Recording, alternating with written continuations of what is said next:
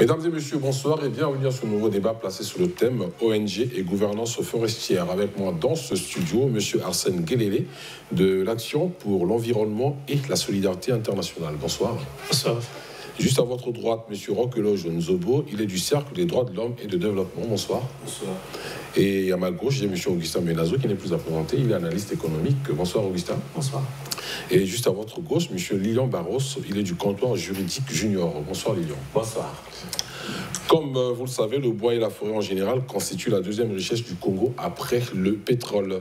Les autorités prennent à chaque occasion des mesures nécessaires pour protéger les forêts et sa principale fortune qui est le bois. Pourtant, la forêt congolaise, qui représente près de 65% du territoire national, ne fournit pas... Les défis à relever dans le secteur Le bois ne rapporte pas assez et il en manque même étonnamment dans nos écoles où les enfants sont obligés de s'asseoir à même le sol. Et pourtant, des projets comme l'initiative pour les forêts du bassin du Congo, le Fonds bleu, initiative sur les tourbières, le Fonds vert ou la RED+, sont mis en place pour créer de la richesse, pour soulager les populations, précisément les communautés forestières. Le Congo a apporté à plusieurs occasions, comme à la COP 21, voire à la COP 22, la voix de l'Afrique. Qu'est-ce qui ne va pas? Qu'est-ce qu'il faut faire? Nous allons répondre à toutes ces questions, mais juste après ce que nous propose Zédan du côté de la régie. À tout à l'heure. C'est dans le but de valider un nouveau code forestier en République du Congo que cet atelier a été organisé. La ministre de l'économie forestière a à cette occasion souligné la nécessité de préserver l'écosystème qui constitue le support même de l'existence. Au plan national, la mise en valeur multiforme des forêts génère de revenus à l'État, permet la création de nombreux emplois et participe à la formation du produit intérieur brut. Au niveau mondial, les forêts de notre pays, à l'instar des autres pans des forêts tropicales, contribuent au maintien des équilibres géoécologiques, notamment à travers la séquestration du carbone atmosphérique, processus à travers lequel ces forêts contribuent à la lutte contre le changement climatique, l'une des menaces de notre siècle. Ce nouveau code forestier attendu, troisième après celui promulgué dès le début des années 70, vise à pérenniser la production des biens et services issus des forêts en vue d'une démarche de gestion intentionnelle. Il découlera des enseignements tirés de l'évolution de la loi 16/2000 du 20 novembre 2000 portant code forestier en République du Congo, un avant-projet qui déjà a été transmis au secrétariat général du gouvernement et actuellement en cours d'examen à la Cour suprême à temps appris.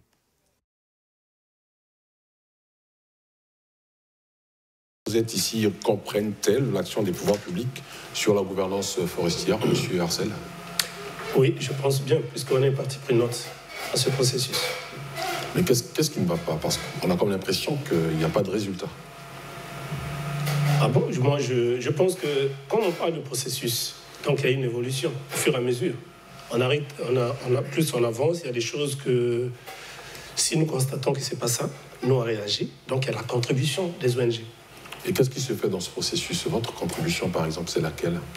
Bon, je pense que je ne suis pas bien le fait qu'il ait été présenté, mais vous savez que les ONG que vous avez ici, là, sont membres d'une plateforme de gestion de durée de forêt qui intervient, comment est-ce qu'on appelle, donc chaque ONG étant membre d'une plateforme, mais au niveau du terrain, et c'est un peu d'apporter les contributions au niveau des textes de loi. Et vous savez bien que même au niveau des questions de l'observation indépendante, c'est une structure de la plateforme. Donc les ONG, chacune d'elles, dans son secteur, apportent des contributions, que ce soit du point de vue juridique, environnemental, social, ainsi de suite. Donc je pense qu'on n'est pas à l'écart. Et on n'est pas un partenaire... bon, vous savez que le gouvernement nous prend à cœur en tant qu'une partie prenante non négligeable et incontournable par rapport à des apports que nous apportons dans ce processus. Monsieur Roqueloge Nzobo, vous êtes du Cercle des droits de l'homme et de développement. Nos écoles manquent de tables bancs alors qu'on a beaucoup de bois. Est-ce que vous comprenez l'action gouvernementale? Justement, c'est absurde. On ne peut pas comprendre qu'un pays comme le Congo, qui a du bois à foison, se retrouve comme ça dans des salles de classe où les enfants sont assis à même le sol. Alors que lorsque vous allez au niveau des sociétés forestières, il y a les déchets par exemple, les déchets qui sont brûlés. Mais le gouvernement peut bien réfléchir comment valoriser ces déchets. Parce que ces déchets, en fait, on les appelle déchets, mais c'est du bois qu'on peut utiliser pour construire des tables de banc et tout. Donc je crois qu'il y a un problème à ce niveau. Et pour revenir un peu sur l'ensemble du processus, sur la gouvernance, pourquoi est-ce que ça n'avance pas? C'est vrai que le ministère de l'économie forestière, il faut le dire, c'est l'un des rares ministères qui a ouvert sa porte à la société civile. La plupart des processus qui sont mis en œuvre au niveau du ministère de l'économie forestière sont participatifs. Seulement, on reste sur notre soif.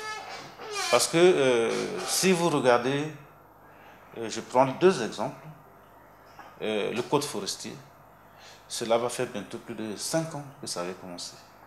Et qu'en est-il? Nous avons travaillé, nous avons eu plusieurs ateliers, nous avons eu plusieurs descentes sur le terrain, des consultations auprès des communautés. C'était vraiment un processus très patient. Mais à un moment donné, on a l'impression que finalement, nos contributions ne sont pas... C'est vrai qu'on ne peut pas tout avoir, mais il y a un problème au niveau de la prise en compte des contributions de la société civile dans ce processus.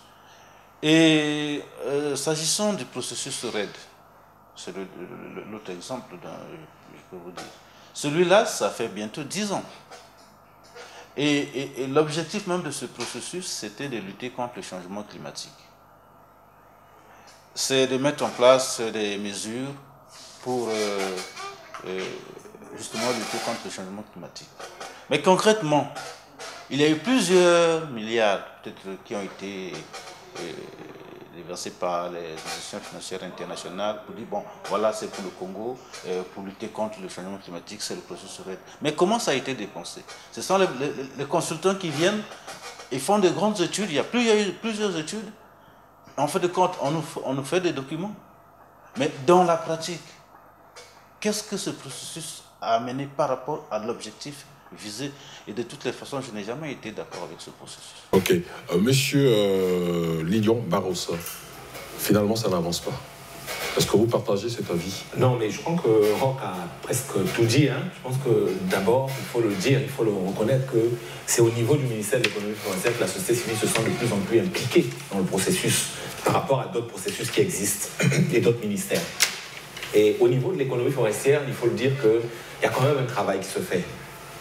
Un grand travail qui se fait parce que avec le processus APV-FLECT, donc qui est pour lutter contre l'illégalité du bois, il y a tout un grand mécanisme qui est en train de mettre... Là, nous sommes en train d'arriver presque au bout du tunnel avec le système informatique de vérification de la légalité pour permettre à ce que le bois congolais soit un bois qui est fiable.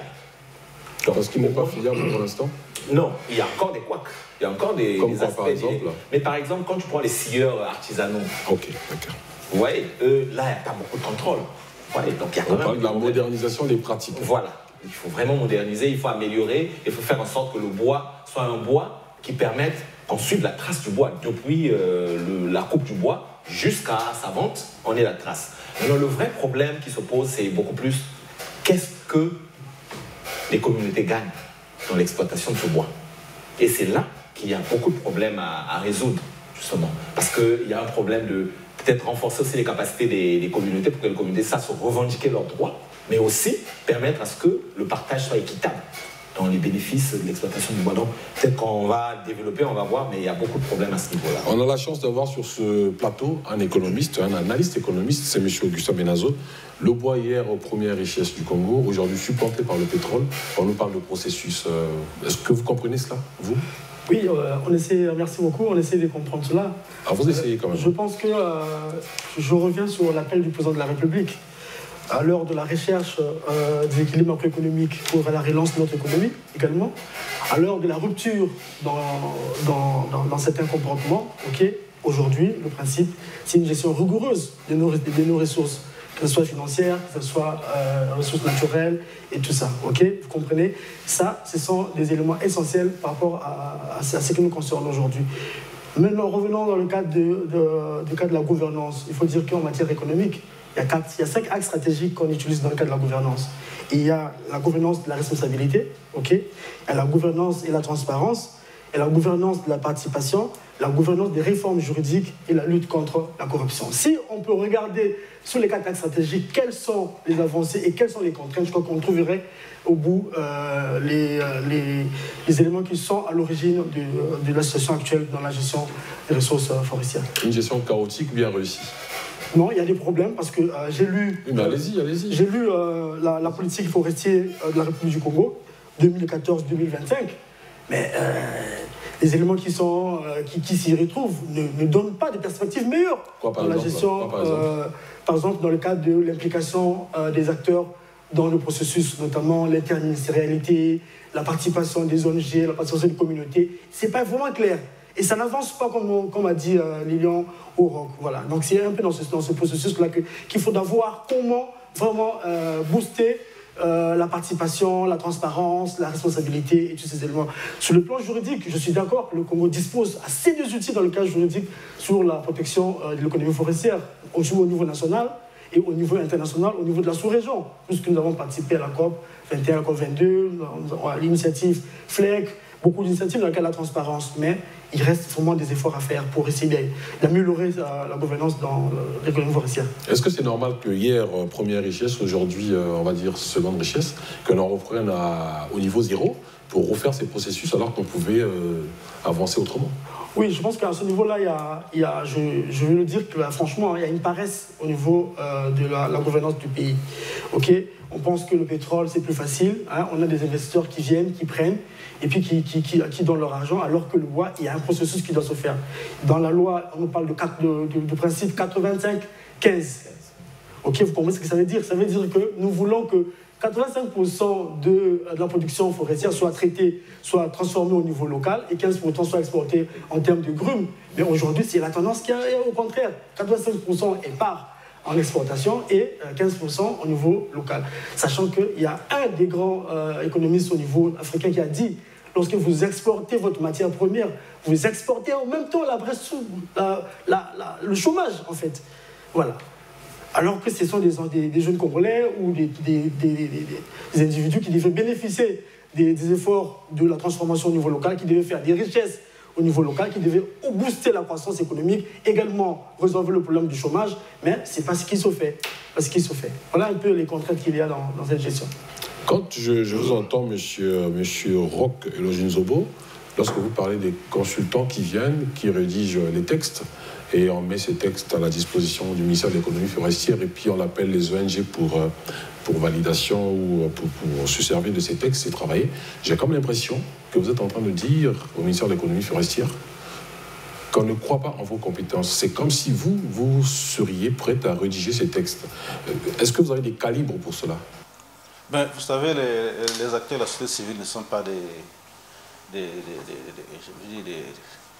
personnes en manque d'emploi ou des gens qui sortent qui sont des analphabètes.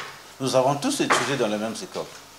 Hein, et nous avons peut-être même certaines qualités, certaines capacités que certains fonctionnaires n'ont pas. Et nous ne sommes pas peut-être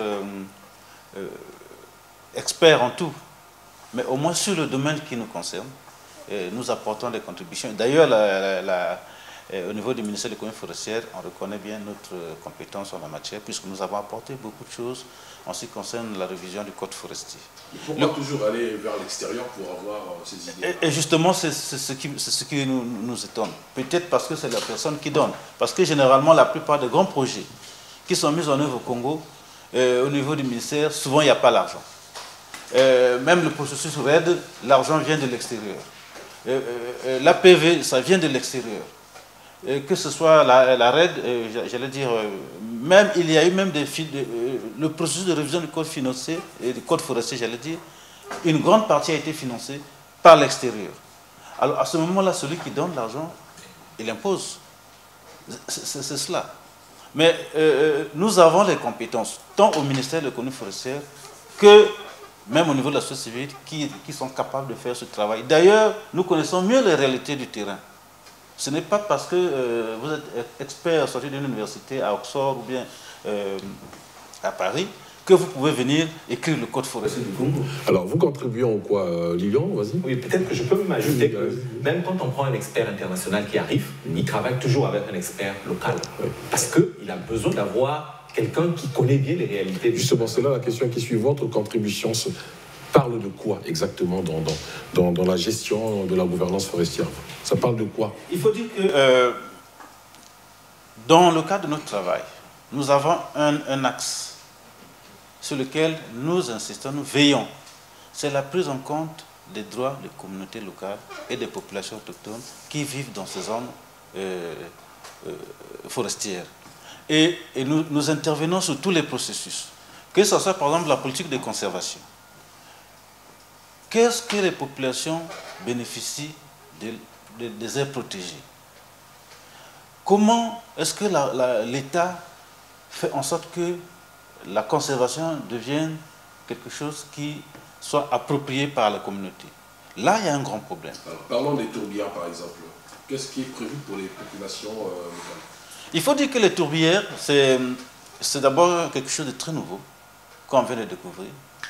Et en réalité, les populations ont toujours vécu à côté des tourbières. Les populations locales n'ont pas de problème avec les tourbières. Cette découverte, à mon avis, ne va pas venir changer leur mode de vie. La seule chose, et je crois que ce que les ONG sont en train de demander, demander aux gouvernants, c'est qu'on ne puisse pas détruire ces tourbières. Parce qu'elles ont un rôle écologique très important. Et la destruction des tourbières, ce n'est pas par des activités, des communautés, tout. Mais le risque, c'est plutôt quand on réalise de grandes activités industrielles dans ces zones où finalement ça change la nature même de l'écosystème. Donc les communautés, en réalité, ne représentent aucun danger pour les tourbières. Et d'ailleurs, elles ont vécu à côté des tourbières depuis toujours. C'est aujourd'hui qu'on leur dit que ce sont des tourbières. Mais elles, chez nous au village, je crois que dans chaque localité, ça a un nom. Et il n'y a pas eu de problème jusqu'alors. D'ailleurs, cette interdépendance entre les communautés et les tourbières, c'est ce qui crée justement... Je crains même, parce que nous avons fait une mission de terrain là où on peut bien parler des tourbières, c'est le lac Télé, on l'a Likwala. C'est là où vraiment il y a la tourbe. On peut exploiter les tourbières à ce niveau-là. Mais vous voyez déjà, rien que la conservation qui existe déjà là-bas pose problème avec les communautés. Parce que les communautés, les droits des communautés ne sont pas respectés. Parce que là-bas on dit, vous ne pouvez plus faire de la chasse, vous ne pouvez pas faire la pêche, alors que ce sont des moyens de subsistance des communautés. Et à tout moment, il y a des conflits entre les communautés et les économies. Oui, mais le moyen de... Je sais pas, la voie de compensation, il faut bien qu'il y ait une compensation. Si on vous prive de ce qui vous revient naturellement, il faut bien compenser cela en autre chose. En ce moment-là, vous, qu'est-ce que vous dites au niveau des autorités forestières Mais il est prévu dans le mécanisme, quand une société forestière, par exemple, ou ça peut être une autre société qui vient pour exploiter, a d'abord, dans la convention, il y a le cahier des charges, qui permet de compenser déjà pour essayer de contribuer au développement local. Est-ce que c'est respecté? Bon, il y a aussi le fonds de développement local, mais ça pose problème parce que c'est beaucoup plus, par exemple, dans l'exploitation forestière, c'est beaucoup plus dans les concessions aménagées. Or, il y a d'autres concessions qui posent problème encore, ou bien il y a des plans d'aménagement mais qui ne sont pas encore fonctionnels, et il y a d'autres peut-être qui n'ont pas encore de plan d'aménagement. À ce moment, le partage du bénéfice ne se passe pas très bien. Autrement dit, l'exploitation se fait et les populations locales ne sont pas encore en droit de leur... Les mécanismes, là je parle par exemple des concessions aménagées. Oui. Là, ce mécanisme fonctionne. Mais le problème, c'est la manière, la gestion de ces mécanismes. Donc notamment au niveau du partage des bénéfices, comment ça se gère? Est-ce que les communautés sont associées, sont impliquées? Non, mais c'est vous qui devrez le dire, monsieur. C'est le travail que nous faisons. Monsieur Arsène. Oui, mais merci beaucoup. Moi, je pense que je t'ai suivi, cité certains processus et autres. Je voulais essayer un peu de recadrer quelque chose. Allez-y. Non seulement au niveau du ministère de l'économie forestière, il y a un cadre de concertation où il y a toutes les parties prenantes. Au ministère en charge de l'environnement aussi, il y a un cadre de concertation. Oui, mais tout ça, c'est des discours. Non, attends un exemple. Il y a le Comité national sur les changements climatiques. Tout ça, c'est des discours. Oui. Le problème, c'est un élément... C'est pas hier ni avant-hier. Hein. D'abord, il y a le cadre qui est là. Le cadre est d'abord important. De qui et comment est constitué le cadre de concertation. Donc je parle de Comité national sur les changements climatiques, mais non, mettre les éléments afin que les gens, donc la société civile est là-dedans, le secteur privé et tout le monde. Mais j'ai entendu, tu parlais de Tourbière, aller dans ce sens et à gauche, oui. Mais la manière de faire les choses. Et puis moi, je veux aussi apporter quand même un élément de plus. Nous devons bien faire la différence entre la forêt, donc on parle de la forêt, et le bois. On parle de la gouvernance forestière. Justement. Donc dans la forêt, il y a tout ce qu'on voit, voilà, et le bois. Il y a la faune et la flore. Il y a la faune et la flore.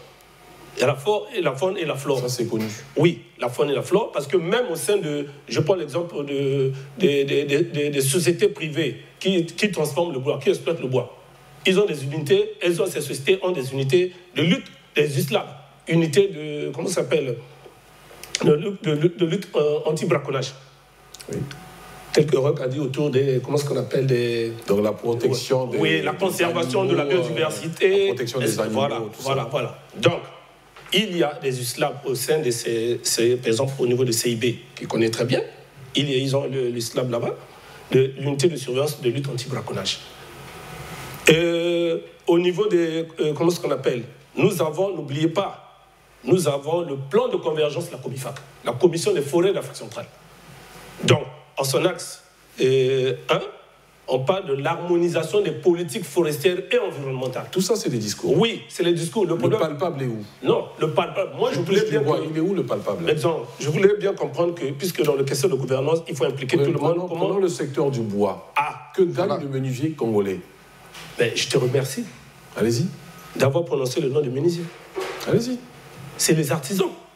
Je vous en prie, allez-y. Voilà. Donc, l'artisanat,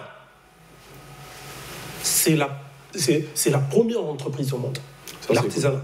Tel que tu es bien habillé, là, nous sommes là, je vois... Restons dans le bois. Oui, dans le bois. Donc, sinon, on ira jusqu'au maintenant, il y a des artisans qui sont dans le domaine du bois. Oui, mais restons dans le bois. Voilà. Le bois coûte cher, déjà. Comment ça se passe? Est-ce que c'est normal? Le bois congolais coûte cher. Non, mais on parle de l'usine. Nous étions au salon du bois. Oui. On a croisé des menuisiers qui nous ont dit que le bois congolais coûte cher. Ils ont raison. C'est pour ça que les lits coûtent cher aussi, les meubles et autres. Mais moi, je suis dans la gouvernance forestière apporte quoi? Vous, des ONG, vous dites quoi? Dans le bois, tu t'arrêtes seulement au niveau de menuisier. Les sculpteurs, oui, ils ont les produits du bois. Travaillent le bois. Voilà. Le bois congolais coûte cher. Ça coûte cher. Mais nous devons regarder. Est-ce que c'est normal? Non, c'est pas normal. Ils doivent jouir. Quel est votre rapport? Qu'est-ce que vous dites, monsieur? Merci beaucoup. Augustin m'a parlé tout à l'heure. Oui, merci beaucoup. En fait, c'est juste pour dire qu'il faut le reconnaître que le problème y est. Il y a des problèmes. Oui, mais l'apport des ONG... Oui, l'apport des ONG vient du fait qu'on est en train de réviser la nouvelle loi forestière. Est-ce que vous êtes écouté? Oui. On est en train de réviser la nouvelle loi forestière. Nous avons apporté des contributions. Comme quoi? Pour améliorer, justement, dans la gestion, par exemple, l'exploitation du bois, permettre à ce qu'on régule le marché local du bois. Ça permettra que, désormais, on ait un bois qui coûte moins cher et qui soit vendu sur toute l'étendue du territoire et avec une traçabilité vérifiée. Donc ça permettra quand même, au niveau, avec la nouvelle loi forestière, avec toutes les dispositions qu'on a mises, ça permettra de lutter un peu contre la corruption, contre tout ce qui se passe, pour permettre à ce que le bois bénéficie. Madame la ministre de l'économie forestière, en 2017, en février 2017, lors du salon, le salon du bois, des métiers du bois et autres, avait dit que le Congo pensait créer une zone économique spéciale du bois à Ouisso. Est-ce que vous y croyez? C'est une déclaration. Vous savez, elle a dit en interview. Bien sûr. Je lui ai posé la question, le bois congolais coûte cher, elle dit, le gouvernement pense à créer une zone économique spéciale du bois à Ouisso. Ça fait partie des lois. Est-ce que vous y croyez, vous, ONG, vous y croyez? Le problème, c'est pas le problème de croire. Vous savez, il y a le discours de l'homme politique. Mais nous, ce qui nous intéresse... Est-ce que vous y croyez? Non, je veux pas, on ne veut pas. Nous, vous savez, on ne veut pas prêter des processus-là. Est-ce que c'est possible? On ne veut pas prêter des intentions. Oui, je pense que, comme a dit l'autre, ça fait partie des discours politiques. Mais donc ça peut être un mensonge, on se posera une question. Ça peut être un mensonge. Je vais esquiver la question du journaliste, je dis ce que je pense. J'ai la parole. On a vu ce qui se passe sur les zones spéciales industrielles de Maluku, de Pointe-Noire ou de Oyo. Et qu'est-ce que ça rapporte en termes d'indices financiers au niveau de la contribution des recettes publiques? Voilà, ça pose déjà problème. On en pense maintenant recréer encore nos zones spécifiques. Non, le problème n'est pas au niveau des zones spécifiques. Le problème est au niveau du respect du principe 85-15. Si on arrive à respecter ce principe, on va avoir du bois en qualité et en quantité au niveau local. Attends, ça va faire baisser... C'est d'une autorité quand même, pas des moindres. Non, on dit que c'est un discours politique. Ça veut dire quoi ce que vous entendez par discours politique? Ça veut dire que ça peut se faire comme ça ne peut pas se faire. Même si ça se fait, mais on n'a pas trop de perceptions. C'est dans le genre on répond pour se débarrasser de la question. Tout à fait. Tout à fait. Vous le dites, tout à fait. allez-y. Voilà. Donc je disais que si on respecte le principe 85-15, on va reprendre le problème que vous avez qu'on met sur le plateau sur la disponibilité du bois et le coût du bois au niveau local. J'ai dit que ce principe a un effet très impactant au niveau local, dans la création des ressources, les emplois et la contribution au niveau du PIB, au niveau national. Vous savez qu'aujourd'hui, l'économie forestière est à 4% dans la contribution du PIB. Est-ce que c'est significatif alors que le Congo est parmi le deuxième pays au monde qui dispose des ressources en matière forestière? Donc il y a un problème à ce niveau. Moi je pensais qu'au niveau de la gouvernance de responsabilité, le ministère en charge de ce dossier devrait vraiment s'y mettre pour essayer de booster ce secteur. Non seulement ce ministère, mais il y a, au Congo, nous avons trois types de pouvoirs. On a le pouvoir législatif, on a le pouvoir judiciaire, on a le pouvoir exécutif. Okay? Mais si chacun d'eux avait la responsabilité de faire que nous puissions booster ce secteur de l'économie forestière, on va y arriver.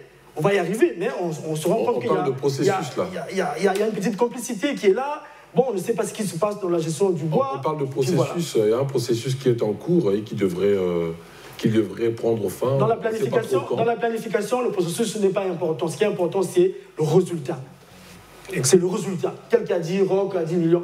Depuis longtemps qu'on attend ce code forestier. Mais jamais il est sorti. Qu'est-ce qui nous manque pour mettre en place ce code forestier? J'ai avec moi, je ne sais pas si les autres ont ça, la politique forestière de la République du Congo, qui définit le cadre 2014-2025. Voilà, on a déjà un outil. On a aussi d'autres outils qui existent. Voilà, donc on peut, avec la volonté des pouvoirs, dans le cadre de la responsabilité, on peut arriver à booster le secteur. Nous allons marquer une pause avant que vous ne preniez la parole. Nous repartons du côté de la régie, le temps de souffler, puis nous reviendrons pour poursuivre avec d'autres questions qui sont inscrites sur ma longue liste de questions. À tout à l'heure.